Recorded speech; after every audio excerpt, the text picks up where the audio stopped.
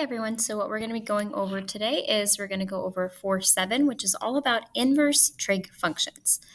So first things first, the thing that I want to describe is, well, we want to see if we can graph inverse trig functions, but we probably need to know what an inverse is in the first place.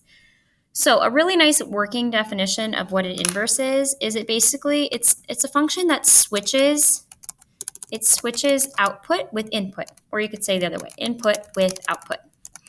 Another way of saying that is maybe we could say like it switches x and y. It's kind of an over simplification of it, but that does work for our definition today. So we could say it switches x and y values. Okay, so that's what we're going to basically say in inverses. So for example, if I wanted to say what's the inverse of addition, we might want to say something like subtraction. So like if I had y equals x plus 1, the inverse function would be y is equal to x minus 1. And so we can kind of see that inverses kind of have to do with undoing operations. Now, they're not always quite as easy. You might actually have to do a little bit more work there. And that's what we're going to talk about today. Inverse functions can be tricky, specifically when the original function is not something we call one-to-one. So the first thing that I want you to do is I want you to graph the sine function. So go ahead and graph sine. Okay, so this is my rough sketch of sine, but this is the sine function. In order to take an inverse, we need a function to be what's called one-to-one. What one-to-oneness means basically is it is all the function rules for both directions. So typically, we say something's a function if every input has a unique output.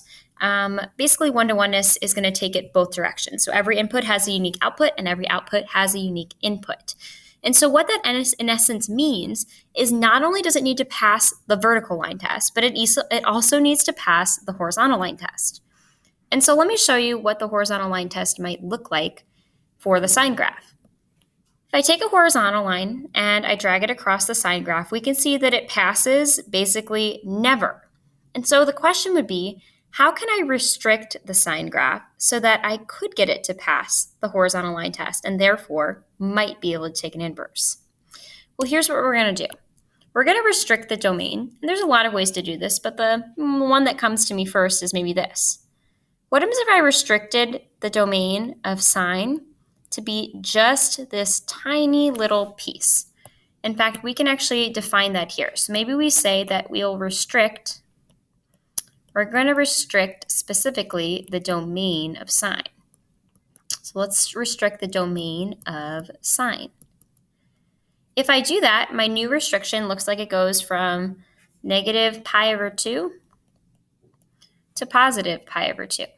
If I restrict the domain of sine, then I can actually take an inverse. I could actually switch x's and y's, or I could switch input with output. Okay, so let's go ahead and see if we can find out what inverse sine is now, just using the restricted domain of sine. So let's go ahead and make a table. So I want you guys to actually make two tables. Let's make one here. We'll make one here. We're going to say theta is on one side, and on the other side we'll say is sine of theta. And for this one right here, we'll say that this is sine inverse, or the inverse sine of theta, the undoing of theta, of sine. So let's go ahead and fill this out. We'll start at our lowest value, at negative pi over 2. All right, so we'll go at negative pi over 2. Sine of negative pi over 2 is negative 1. Negative pi over 4, the sine value there is radical 2 over 2 negative. And you can check this. Feel free to check this in your unit circle. At 0, we're at 0. We'll have pi over 4. So let's go ahead and do that. Oops. At pi over 4, we're at positive radical 2 over 2. And at pi over 2, we'll be at 1. So here's what's really awesome about inverse functions. Inverses are actually pretty easy to plot as long as you already have a table. So here's how inverses work. We said that inverses switch input with output. They also switch x's with y's. So let's go ahead and do that. Let's switch x's with y's. Instead of theta being negative pi over 2 and sine being negative 1, let's switch it. We'll say theta is now negative 1, and therefore the inverse sine is negative pi over 2. And continue to switch. So negative radical 2 over 2, comma negative pi over 4. 0, 0, no real switching there. Radical 2 over 2, is now going to be pi over 4. And lastly, we have 1 and pi over 2. And so this red graph right here is actually going to give us a really good picture of what sine's inverse function, its undoing function, is going to look like. So let's go ahead and graph that. In fact, I'm going to graph that in a different color. And we're going to use a different scaling just because it's not going to fit very well in the graph. So what I want you to do is get a different color. And we're going to scale our graph a little bit differently just so we can see it better. All right, so we're saying that theta is anywhere between -1 and 1. So let's maybe say that, I don't know, let's say that -1 is like right here. So say that this is -1, we'll say this is -0.5. We'll say this right here is 0.5, and we'll say this right here is 1. So we're just totally rescaling it because it's not going to fit with the scaling we currently have. So that's why we're using a different color. Okay, let's go ahead and scale the y-axis too. The lowest value I see is -pi/2. So maybe we say this is -pi/2. We'll say this halfway mark here, ish. I don't know if that's totally half, but oh well. This is -pi/4. We'll say this is pi/4, and then we'll say this right here is pi/2. Okay, so let's go ahead and graph this. To graph this, let's see, our first ordered pair is going to be -1, -pi/2. So I'm going to go down over -1, down pi/2. Next one's going to be at radical 2/2, which is negative. That's like kind of like -0.7-ish. It's -0.71, I think. So let's go to where we think -0.7 is-ish, and then go down pi/4. So maybe that's like right here. We have an ordered pair of 0, 0, so we're going to go here. At -0.7, let's go ahead and go somewhere in the middle at pi/4. And lastly, at 1, which I think, why does this scaling look silly? 1, 2, I think it's going to be up here at pi/2. Oh, it's because my axis is off. Anyway, all right, so it's a little bit off. It's okay, though. All right, we're going to go ahead and connect this with a smooth curve, which might look something like this.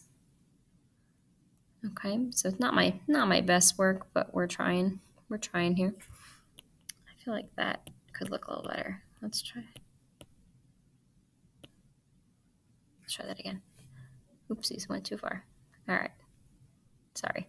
We're gonna keep moving. There we go. That looks better. Okay, what I want you to notice here, so this is actually the inverse sine graph, this really dark red graph. I want you to notice that there are no arrows. This is literally the end point. So it starts here, it ends here. There are no points that are on the outside of this, okay? So this is the inverse sine graph. What I also want you to notice is this. So let's go ahead and do this in red. Let's talk about the domain of inverse sine. So looking at the graph that we have, the domain of inverse sine, well, let's see, how far to the left does it go? It goes -1 to the left and 1 to the right. The range, on the other hand, goes all the way down to -pi/2, and it goes up to pi/2. So what I want you to notice here is that, remember how this was the domain for sine, we restricted it? Notice how the domain of restricted sine is the range of inverse sine. And in fact, if we wrote down the range earlier, the range of sine is always from -1 to 1. That's the highest and lowest values. Notice how the range of sine is the domain of inverse sine, which makes sense because we're switching x and y values. We're switching input with output, which means that range and domain get flipped in inverse situations. Okay, so I have one more thing that I want you guys to do. Go ahead and write these down. These are, in essence, the domain and range for the 3 most important inverse trig values. I want you to also notice here, if you guys see inverse sine, you usually see like a -1, like something's raised to like a -1. That's not always going to be the case. Sometimes inverses are referred to as arc. Arc is the same thing. So if you see arc sine, it's the same thing as inverse sine, and you can go ahead and kind of treat those accordingly. So go ahead and write those down. When you're done writing those down, that is the introduction notes for 4-7 for the day. If you have any questions, feel free to send me an email.